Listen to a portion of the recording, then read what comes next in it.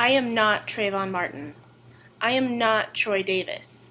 And to the middle-class, white, socially concerned activist who wears a shirt emblazoned with those slogans, you are wrong. I know you wear that shirt to stand in solidarity with Trayvon, Troy, and other victims of injustice. The purpose of those shirts is to humanize these victims of our society by likening them to the middle-class white activist wearing it. And once we've humanized the victims, this proves to us the arbitrariness of their deaths, and thereby the injustice at play. But the fact of the matter is that these men's deaths are anything but arbitrary.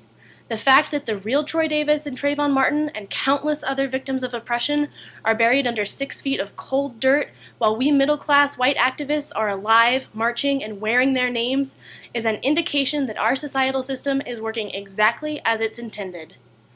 A more accurate t-shirt to display on my white body would be, "I am George Zimmerman."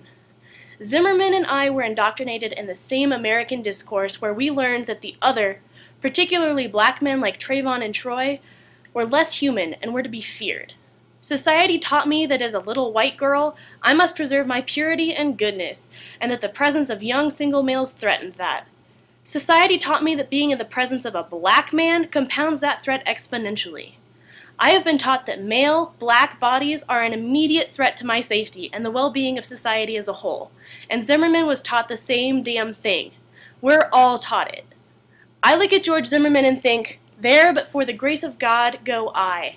Had it not been for a decent education, intense critical thinking, and some truly excellent parenting, I would never have questioned the societal norms that Zimmerman and I were both taught, and I would have ended up feeling his attack on Trayvon was justified, just as he did, and the state of Florida does.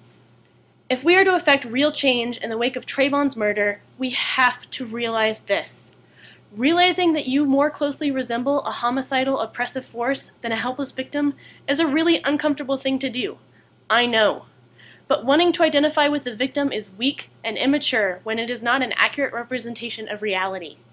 Real change is effected when we own up to our actions, our privilege, and our complicity with the system that murdered Trayvon and countless others.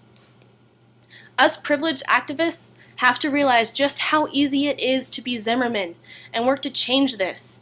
Subvert stereotypes. Make it harder for others to buy into the bullshit that we're fed our whole lives about race, class, gender, and other people by identifying and critiquing these messed up norms.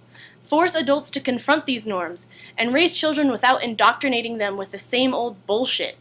Use your privilege to actively dismantle this messed up system. Listen to marginalized people like Trayvon's family and Troy's family, and ensure them access to the discourse.